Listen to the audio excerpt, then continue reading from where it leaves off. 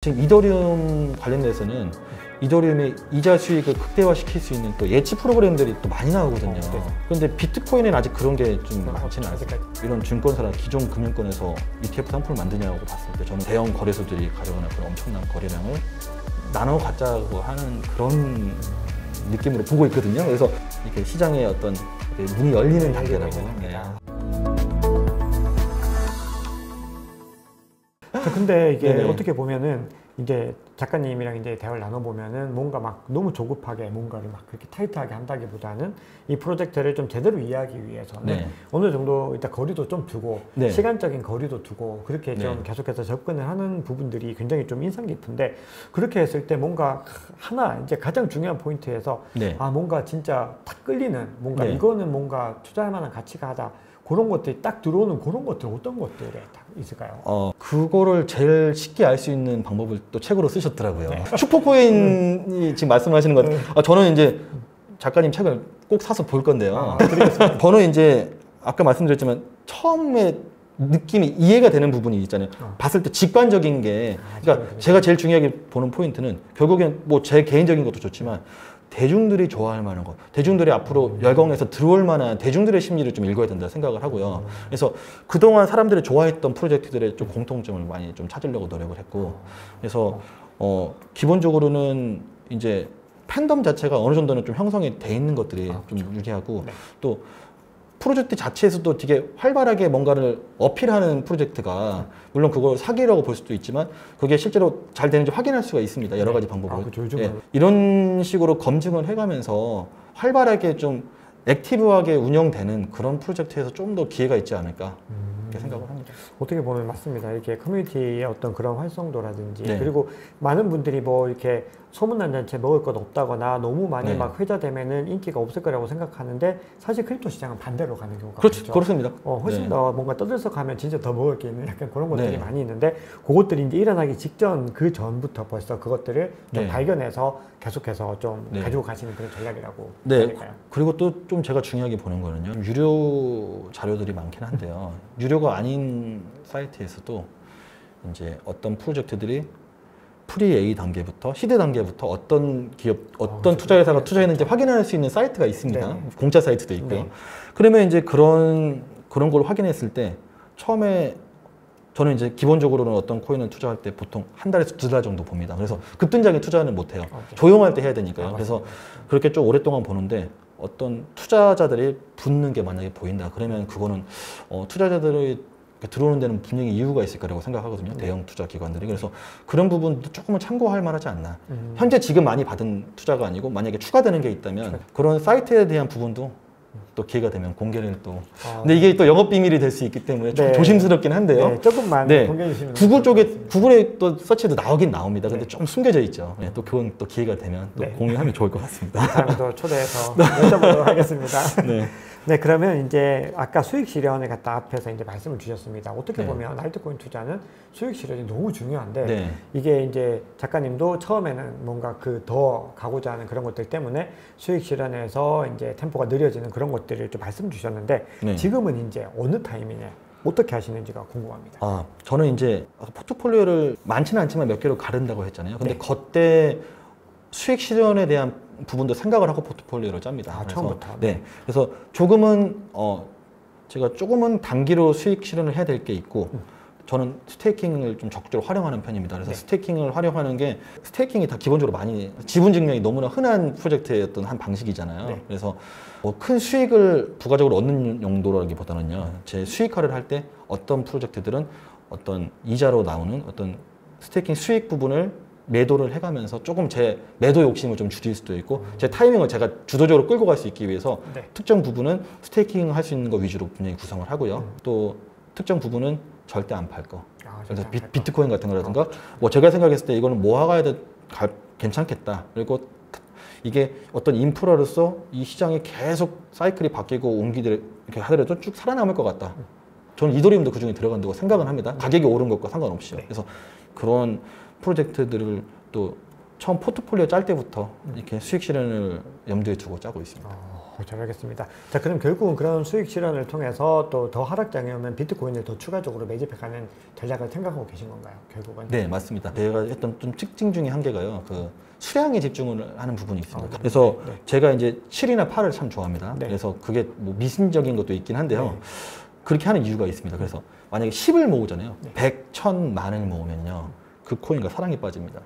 팔 수가 없습니다. 완벽한 10에서 9나 8이 되면요. 그 다음에 쭉 팔아버리는 거는 너무나 쉽게 이루어지더라고요. 그렇죠. 심리적으로 좀 그렇죠. 네, 그렇습니다. 그래서 그런 것도 있죠. 네, 그렇죠. 저는 이제 매수할 때도 10까지 잘 안 모으려고 하고요.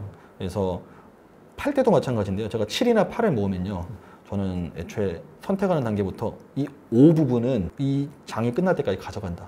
파는 게 아니라고 생각합니다. 그래서 2나 3 정도에서 모든 수익을 다 낼 정도로 일찍 들어가려고. 그래서 하락장이 있어야 되겠죠. 네, 맞습니다. 네. 그래서 그때 모은다는 게 목적이기 때문에 그렇게 숫자에 집착해서 그런 제어를 해가면서 매도를 하고 있습니다. 수익화할 때요. 네, 잘 알겠습니다. 네. 자, 그러면 지금 시점에서는 이제 우리 투자자분들이 봤을 때 대략적으로 전체 사이클에서 뭐 어느 정도에 있다고 보시나요? 일단 저희 이 투자의 역사가 길지가 않잖아요. 네. 그래서 많은 분들이 이 지난번 사이클, 지지난번 사이클 불장 그거를 참고해서 얘기를 말씀 많이 하시는데 네.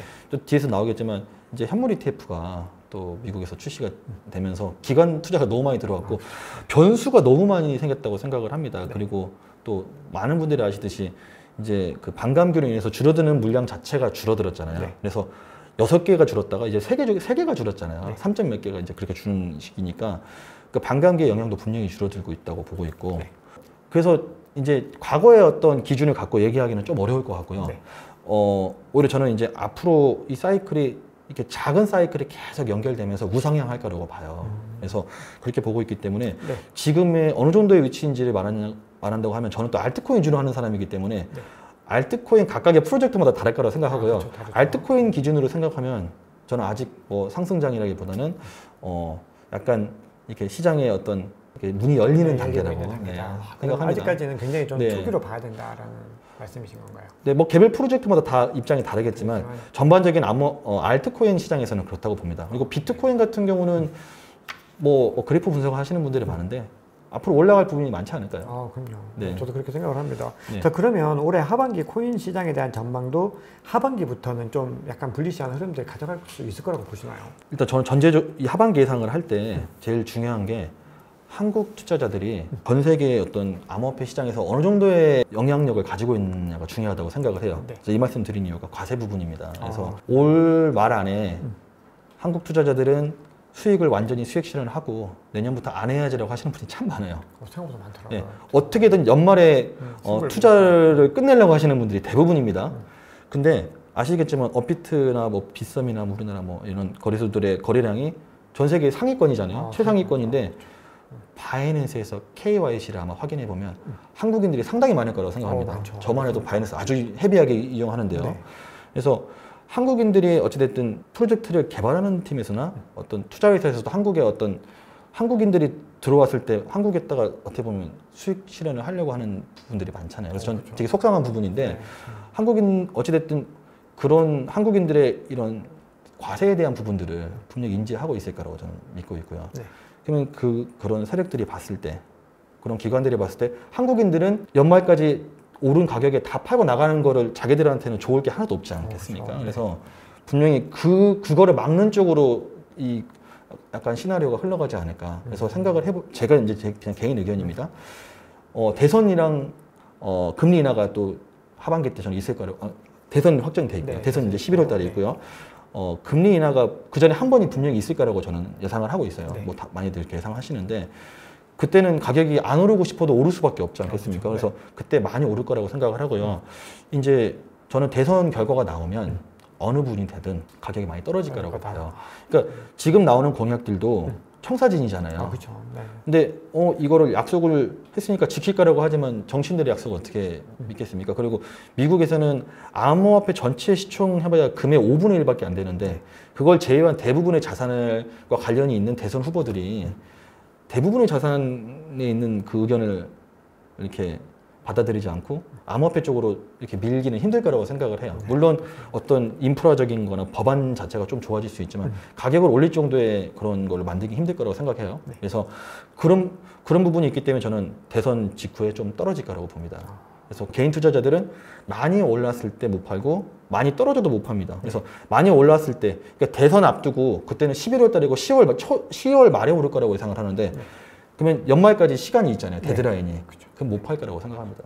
이게 이대로 안 갈 수도 있죠. 근데 저는 이 시나리오를 대비하고 투자하는 것과 그냥 막연하게 긍정적으로만 생각하고 투자하는 건 분명히 차이가 있을 거라고 봐요. 맞습니다. 저도 사실 대선을 기점으로 해서 부대낌에 대한 부분들은 분명히 좀 염두에 둬야 되는 부분들이고, 그러면 이제 작가님께서 보셨을 때 올해 이제 최고 상승장은 일단은 하반기에는 상승 랠리들을 좀 시작을 그렇습니다. 하고, 네, 저는, 그리고 이제 10월 말 그 대선 기점으로 정점을 찍고 가격이 이제 내려갈 가능성에 대한 부분들을 일단 1차적으로 염두에 두고서 이제 플랜을 세워보자라는 건데, 그럼 그렇게 갔을 때 요거는 뭐 지극히 개인적인 관점일 수밖에 없는데 최고 가격 비트코인 기준으로 얼마 정도 보시나요? 큰 사이클 아니고 작은 사이클로 갈 거라고 말씀드렸는데 그 기준으로 봤을 때는 저는 20만 달러 이상은 그래도 갈 거라고 봅니다. 20만 달러? 네, 30만 달러까지 갈지는 저는 정확하게 모르겠지만 제가 보는 관점에서는 그렇습니다. 그러니까 알트코인은 예상이 너무 힘들죠. 그렇죠. 알트코인들이 되게 예상은 사실은 예측이 조금 무의미한 수준이 있어서 일단 비트코인 다음으로 앞서 작가님께서 이더리움도 장기 투자가 가능하고 계속해서 모아나갈 만한 가치가 있는 자산이다 이렇게 말씀 주셨는데, 자 그러면은 이제 이더리움 같은 경우는 현물 ETF 이슈가 지금 이제 가장 코앞에 다가와 있는데, 현물 ETF가 나왔을 때 뭐 어떻게 또 움직이게 될지에 대한 부분들과 이후에 다른 알트코인도 뭐 ETF로 그렇게 상장이 될 가능성이 있는지 또 어떻게 보시나요? 제가 책에서 서문에 썼습니다. 어떻게 썼냐면요. 비트코인 현물 ETF에 대해서 너무 역사적인 순간이라고 이렇게 저는 평을 하고, 제가 그걸 보면서 책을 출판할 자신감을 얻었어요. 그 이유는 뭐냐면 금융으로 들어왔다고 저는 확정이 됐다고 생각을 합니다. 그래서 제가 어디 투자 모임을 가도 암호화폐를 갖고 있는 걸 증빙할 때 다른 분들 다 주식 갖고 있고 어떤 금융자산 채권을 보여주는데, 저 암호화폐를 보여드리면서 인증을 받을 때 조금 마음이 무거웠어요. 금융이라고는 하시는데 제가 생각했을 때 이게 좀 긴가민가 했는데 이제는 당당하게 말했어요. 저는 말할 수 있다고 생각하고요. 그래서 그런 부분에서 이제 비트코인 현물 ETF 자체가 저는 이게 예상하시던 분도 있었겠지만 저는 정말 예상하지 못했고요. 그래서 이제 어떻게 보면 기존 금융권에 편입이 된 상태이기 때문에 이미 변수가 생겼다고 생각합니다. 그래서 많은 분들이 비트코인이 특별하다, 이더리움까지도 특별하다고 얘기하시고, 그 다음 코인들은 아직 선물 ETF도 안 나왔는데 무슨 현물 ETF냐라고 말씀을 하시고 안 될 거라고 하시는 분도 꽤 많거든요. 근데 저는 그렇게 할 거였으면 비트코인 ETF조차도 생길 필요도 없었다고 생각합니다. 그러니까 애초에 변수가 생겼기 때문에 변수에 그 다음에 생기는 변수들은 너무나 쉽게 생기거든요. 이미 균열이 생겼으니까요. 그래서 근본적으로 그러면 왜 이런 증권사나 기존 금융권에서 ETF 상품을 만드냐고 봤을 때 저는 기존의 대형 거래소들이 가져가는 그런 엄청난 거래량을 기존 금융권들이 좀 나눠 갖자고 하는 그런 느낌으로 보고 있거든요. 그래서 그런 부분에서 분명히 어떤 ETF가 좀 큰 프로젝트들 위주로 좀 앞으로 들어오지 않을까, 그렇게 좀 예상을 해보고 있습니다. 그러면 이제 개별 종목을 뭐 여쭤보긴 좀 그럴 수도 있는데, 뭐 다들 많이들 예측하는 뭐 솔라나나 뭐 도지코인, 리플 뭐 이런 프로젝트들일 거라고. 저는 개인적으로 민코인이 섞여 있어서 되게 안 좋긴 한데요. 분명히 민코인도 들어올 거라고 봐요. 왜냐면은 이제 아시는 분들은 아실 거예요. 지금 대형 어떤 투자 기관들이 민코인에 직접 투자하는 게 있더라고요. 그럼요, 맞습니다. 꽤 많습니다. 그래서 제가 좋아하는 것과 제 취향과는 상관없이 돈이 되면 움직이는 시장이기 때문에 얼마든지 가능하다고 보고 있고요. 근데 이제 물론 순서는 있겠죠. 명분도 필요하고요. 그래서 명분 때문에 이더리움이 전 들어갔다고 생각을 해요. ETF가. 왜냐면 이자도 안 들어가니까요. 그렇죠. 가장 뭐 합리적이다. 잘 알겠습니다. 자, 그러면 이제 앞서 말씀 주셨던 부분들에서 이제 어떤 특정한 코인들 중에서 또 민코인도 말씀 주셨는데, 기관들이 민코인 투자에서 마이너스 많이 보고 있더라고요. 그렇죠. 기관들도 민코인 투자를 그렇게 쉽게 할 수 없다라는 걸 우리가 알 수 있는데, 자, 그러면 이제 지금 너무 민코인이 막 펌핑을 하다 보니까 다들 지금 다른 것보다도 민코인에다가 너무 폼을 느끼고 계시는데. 네, 맞습니다. 자, 거기 이 상황에서 이제 아무래도 민코인을 투자한다는 거는 개인이 했을 때 너무 어렵기 때문에 그보다는 이제 조금 더 이제 근본적인 가치가 있는 어떤 섹터들을 조금 더 고민해 본다면은 또 어떤 것들이 있을까 한번 고민을 해볼 수가 있는데, 작가님이 현재 가장 주목하고 계신 알트코인 섹터 궁금합니다. 뭐 방금 말씀드렸지만 ETF 상품으로 만들어질 후보군들은 국민의 관심을 가져야 된다고 생각을 합니다. 네. 그래서 그 후보군과 또 관련된 주변 또 인프라들이 생태계들이 있잖아요. 네. 그래서 그것도 같이 보시면 좋을 것 같고요. 네. 또 지금 제가 개인적으로 보는 거는 비트코인 관련 생태계입니다. 이제 뭐 스택스를 비롯해서 네. 여러 가지 또 비트코인의 기능이라든가 비트코인의 또 사용 비용이라든가 이런 여러 가지 이더리움의 레이어 2가 있듯이 네. 비트코인에도 그런 또 시도가 많잖아요. 그렇죠, 지금 그런데 아무래도 그동안은 비트코인 자체에는 중국계 자본들이 많이 아무래도 더 들어와 있었고 네, 이제 물론 스택스는 미국계 자본이라고 볼 수도 있겠지만 그러다 보니까 아직까지는 좀 잠잠한 느낌이 들죠. 근데 비트코인이 본격적으로 움직이기 전에 비트코인이 움직이기 시작할 때 아무래도 비트코인과 직접 관련된 여러 가지 프로젝트들이 분명히 좀 빛을 볼 거라고 생각을 합니다. 그래서 또 말씀드려보면 지금 이더리움 관련돼서는 이더리움의 이자 수익을 극대화시킬 수 있는 또 예치 프로그램들이 또 많이 나오거든요. 그런데 비트코인에는 아직 그런 게 좀 많지는 않습니다. 예, 많지는 않습니다. 그리고 또 좀 그 뭐라 그러죠? 이더리움에는 원래 어떤 이자 시스템이 있지만 비트코인은 그런 게 아니고 채굴을 하는 건데 추가적인 수익을 받는 거에 대해서 상당히 좀 보수적으로 접근을 해야 된다고 생각을 하고요. 네. 안 나오는 건데 어찌됐든 억지로 만들어서 수익을 주는 거잖아요. 그래서 지금 디파이 부분에서 디파이는 CFTC나 SEC나 다 싫어한다고 언론에서 나오는데 그래서 디파이 대신 C파이를 같이 붙여서 이제 얘기를 많이 하잖아요. 네. 그래서 C파이는 중앙화된 건데 그래서 디파이나 C파이나 저는 C파이는 더 싫어할 거라고 생각을 하긴 하는데요. 어찌됐든 좀 그런 부분에서 어떤 또 틈이 생긴다면 또 투자할 만한 또 여지가 있지 않을까. 그래서 저도 좀 안 된다고 생각하고 부정적인 시선으로 바라보면서 그래도 좀 알아보고 있습니다. 그래도 가장 그래도 어떤 가능성이 있고 뭔가 새로운 시도로서. 네, 그래도 여기에 아직은 블루오션이라고 생각합니다. 네, 잘 알겠습니다. 네. 자, 그러면 앞서 이제 스택스 말씀을 주셨고 이제 비트코인 생태계를 좀 주목해야 된다고 말씀 주셨는데 요거는 이제 특정한 코인을 여쭤보긴 저도 조금 부담스럽긴 한데 그래도 이제 혹시 이제 주목하고 계시는 현재 가장 좀 그래도 이 코인은 좀 공부해 볼 만한 가치가 있다. 이렇게 보시는 코인 프로젝트가 좀 있으실까요? 저는 오히려 이제 새로운 걸 찾는 것도 물론 좋은데요. 네. 박 작가님 책을 보면 아마 도움 많이 될 것 같아요. 네. 그런데 제가 봤을 때 아까 처음 말씀드렸던 거, 그러니까 클래식했던 코인들, 그 코인들이 개발을 했고 또 투자자들이 또 여러 또 뒤에 후속 투자를 또 받는 경우가 있거든요. 그런 데서 오히려 또 기회가 오지 않을까 저는 분명히 그렇게 생각을 합니다. 그래서 지금 코인에서 코인의 어떤 생애를 또 얘기하는 분들이 있더라고요. 그래서 이게 청년기인지 유아기인지 노년기인지 얘기를 하는데 제가 봤을 때 밈코인은 태어날 때부터 노년기입니다. 이미 죽어있는 프로젝트. 그러니까 물론 커뮤니티는 있지만 태어날 때부터 이미 죽을 준비를 하고 태어나는 그런 노인 코인이라고 생각을 하고요. 또 반대로 말하면 물론 아주 오래된 코인이 있지만 비트코인 위해서는 개발이 활발하잖아요. 이더리움도 개발이 많이 되고 있고 그래서 오래됐지만 계속 개발이 꾸준하게 이루어진 코인들은 아직도 저는 청년기라고 생각합니다. 그래서 단순히 오래됐고 가격이 떨어졌다고 해서 그게 죽은 코인이라고 보는 게 아니고 실제로 어떻게 개발이 되고 있는지 한번 관심을 가져보면 거기서 또 숨겨져 있는 기회가 분명히 있을 거라고 저는 생각합니다. 어떻게 보면 이제 또 작가님 말씀 듣고 많이 느껴지는 게 요즘에 이제 커뮤니티에도 그렇고 저도 이제 책에서는 약간 그런 뉘앙스로 이제 말씀을 드렸는데 우리가 기본적으로 이제 새롭게 진입하시는 투자자분들은 뭐 오래된 어떤 내러티브보다는 새로운 내러티브를 추구하는 것이 더 유리한 관점이다라는 것들이 조금 더 지배적인 관점이지만 이제 작가님 말씀은 그런 것들도 있지만 오래된 코인들이 새로운 내러티브를 다시 무장을 해서 이것들이 더 부각이 됐을 때는 엄청난 파급력을 가져갈 수도 있다라는 부분이죠. 죄송합니다. 그 난이도 측면에서 말씀드렸다. 그렇죠. 난이도 측면에서. 오래된 거에서 찾는 게 좀 난이도가 더 쉽다. 그렇죠. 새로운 거 너무 많이 나오니까. 맞아요. 고려해야 될 점도 훨씬 적고 예를 들어서 신생 코인들은 락업 해제 물량만 해도 거의 뭐 그렇습니다. 폭발적으로 쏟아지는 가운데서 뭐 그거 찾기가 너무 힘든데 오래된 코인들 중에서 가령 예를 들어서 알리브나 요즘에 카스파 같은 것들도 오래됐는데 다시 회자가 되는 것들이 있는데 그런 것들 뭐 예를 들어 인젝티브도 그렇고 사실 그런 프로젝트들도 많이 있더라고요. 그런 것들 중에서 옥석을 가리는 것들도 정말 중요한 전략이다. 이렇게 해석해도 괜찮을까요? 자, 그러면 이제 또 추가적으로 요 질문제는 없었는데 앞서 이제 알트코인 섹터, 비트코인 생태계 말씀 주셨는데 또 요즘에 시장에서 많이 또 회자되는 게 RWA. 맞습니다. 많이 회자되는데 요거는 작가님 어떻게 보시나요? RWA에 대해서 이제 지난번 물정 때는 얘기가 안 나왔잖아요. 근데 저는 RWA가 나온 시점이 중요하다고 생각합니다.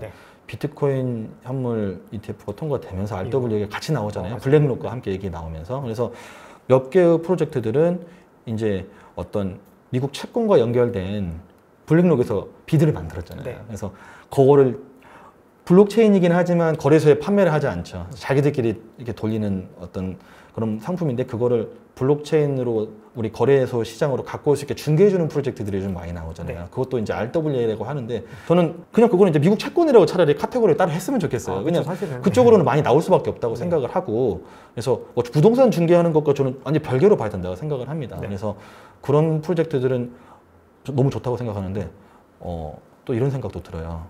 이제 이게 대체 가능성을 아까 말씀드렸지만 지금 많이 이제 각광을 받는 프로젝트가 분명히 있지만 블랙록 같이 그런 큰 기관들 입장에서 봤을 때는 어떤 중개인이 중개를 하든 상관이 없거든요. 오히려 경쟁률을 그 수수료 갖고 경쟁을 붙일 수도 있고 그래서 이 부분에 대해서 그 다음 타자가 많이 나올 수 있는 분야라고 하면 그 분명히 저는 이게 단기로 봐야 된다고 생각을 해요. 그래서 장기로 어떤 주도하는 어떤 그런 프로젝트가 나오기 전까지는 좀 굉장히 아직까지는 굉장히 수많은 경쟁들에서 옥석이 막 그러니까 이게 저는 아직까지는 이게 블루오션이라고 생각하는데 레드오션으로 될 여지가 너무 많다라고 생각을 합니다. 개인적으로는요. 새로운 관점도 많이 말씀 주셔가지고 왜냐하면 또 너무 맹목적으로 RWA가 좋다 또 이렇게 하는 관점들도 사실은 너무 또 리스크에 대한 좋다고 하니까 프로젝트들이 다 RWA 쪽으로 달라붙죠. 네, 다 글로 가 있고. 그럼 저는 피합니다. 월드코인을 AI 또 연결하는데 저는 일단 월드코인을 빼야 된다고 생각하고 신혼인직이니까요. 저도 일단 빼야 된다고 생각합니다. 그래서 지금 또 패치 AI 나오고 또 세 개의 프로젝트가 합친되어 있는데 또 이게 좀 또 연기됐죠. 메타 그러니까 저희 어떤 투자의 메타를 생각했을 때 지난번 물장 때 메타버스가 얘기가 나왔고 그 다음에 NFT가 아주 주목을 받았잖아요. 근데 지금 얘기를 안 하죠. 그래서 이게 기술이 안 좋아졌다던가 프로젝트가 무슨 실현 가능성이 어려워서 안 되는 게 아니고 그냥 관심을 못 받는 거잖아요. 그래서 지금 저는 이제 이걸 AI가 관심 받는 거는 챗GPT밖에 이유가 없다고 생각해요. 그때 그걸로 인해서 또 엔비디아가 오르고 그런 과정에서 자연스럽게 오른 거지만 아직 개인적인 관점입니다. 어떤 AI가 블록체인 기술과 만나서 개인들이 느낄 수 있거나 어떤 기업들이 들어올 만한 건 아직은 좀 시기상조라고 생각합니다. 아주 개인적인 의견입니다. 그래서 AI에 좋게 어떤 관점을 보시고 또 어떤 또 기술적인 걸 해자를 찾으셔가지고 거기서 집중 투자하시는 분이 있을 거예요. 그래서 이건 제가 잘 알지 못하는 부분이기 때문에 뭐 섣불리 말씀드리기 어렵지만 제 기준에서는 투자를 하지 않습니다. 제 기준에서는요. 아직까지는요. 다음 사이클에서는 모르겠어요. 제 기준에서는 그렇습니다. 네네. 어쨌든 이게 아직까지는 뭐 이거 실체가 없다 이렇게까지는 그렇지만 뭐 어쨌든 보여주고 있는 실질적인 퍼포먼스가 있다기보다는 그냥 기대감과 그 시장의 어떤 내러티브와 트렌드 이런 것들이 주가 된 것들이기 때문에 조금 더 이제 지켜봐야 된다는 말씀이죠. 그러니까 그렇습니다. 그 챗GPT를 말씀드렸지만 챗GPT 말고도 여러 가지 그 생성형 AI가 많잖아요. 그런데 그것이 대중의 침투율이 얼마나 되는지는 또 봐야 될 것 같아요. 전문가 집단에서는 많이 쓰실 거예요. 아마 글을 쓰거나 어떤 작곡을 하시거나 그런 쪽에서는 쓰시겠지만 번역하시는 곳이나요. 대중들이 아직 쓰지 않습니다. 그래서 대중들이 쓰는 단계가 돼야지 아마 이게 실질적으로 어떤 그런 생성형 AI 입장에서도 블록체인이 필요하지 않을까. 그래서 아직은 AI 자체도 대중에게 침투가 안 됐는데 이걸 블록체인을 먼저 말하기에는 상당히 애로사항이 있다. 저는 그렇게 생각합니다. 잘 알겠습니다. 소신 발언입니다. 소신 발언님 감사합니다. 그러면 이제 저희 어떻게 보면 이제 투자와 관련된 부분들 질문들을 또 굉장히 많이 나눴는데 새로운 어떤 관점에 대해서 하나 좀 여쭤보고 또 이 책에 대한 얘기들도 좀 나눠야 되니까 이제 책 소개로 이제 좀 책에 대해서 어떤 깊이 있는 이야기들 나누기 전에 과세 관련된 걸 좀 여쭤보고 싶은데 내년에 이제 과세가 될 수도 있다. 여러 가지 뭐 그게 비과세가 얼마나 될지 이런 것들도 아직까지 확정되진 않고 뭐 여러 가지 이야기들이 나오는데 코인 투자 수익 세금에 대해서 어떻게 보시나요? 저는 투자를 좀 일찍 시작했고 아주 운이 좋아서 수익을 좀 많이 거뒀다고 생각을 하는데요. 좀 과분한 또 행운이었다고 생각합니다. 그래서 저는 제가 세금을 셀프로 내고 있었어요, 실은요. 저는 법인을 만들었고 법인 자본금을 계속 넣고 있었습니다, 법인에. 그래서 보통 1억 넣을 때마다 한 90만 원 정도 비용이 들거든요. 그래서 그 비용을 내면서 셀프로 세금을 내가면서 이제 어떻게 보면은 이게 나중에 암호화폐로 큰 수익을 얻은 분들은 나중에 이제 세무조사 같은 또 분명히 우려가 있기 때문에 좀 미리 대비하는 차원도 있고요. 근데 기본적으로는 뭐 많은 분들이 좀 수익을 못 내신 분들은 이게 듣기 불편하실 수 있겠지만 이제 소득이 있는 곳에 세금이 있는 거는 피할 수가 없다고 생각합니다. 그래서 암호화폐 쪽에 대한 뭐 국가의 어떤 지원도 없고 손실에 대해서는 보장도 안 해주면서 왜 세금만 부과하냐고 하시는데 실질적으로는 범죄 수익에 대해서도 세금을 부과하기 때문에 이제 범죄자들한테도 세금을 제일 먼저 청구하러 간다고 하더라고요. 경찰보다 먼저 간다는 얘기가 있는데 특히 미국 같은 데서요. 그래서 이제 이런 부분에서 세금 분명히 피하기는 힘들 거라고 생각을 해요. 저희가 원하든 원치 않든. 그래서 어떤 식으로든 이제 다만 저도 이제 봤을 때 250만 원 공제는 너무 좀 과하다. 그래서 그리고 또 22%까지 지방세 포함해서 그것도 너무 과하다. 그리고 이게 건보료까지 오른다고 하더라고요. 너무 과하다 생각을 합니다. 그래서 이제 뭐 정부 입장에서는 분명히 이렇게 또 뭐 이유가 있겠죠. 그런데 이런 부분들을 조금 이게 인재 생겨나는 시장이니까 또 우리 국가 경쟁력 차원에서라도 좀 암호화폐가 좀 발전하기 위해서 이 산업이 발전하기 위해서 조금 이런 투자 활성화도 조금은 고려해 주셨으면 좋겠다. 그런 개인적인 의견입니다.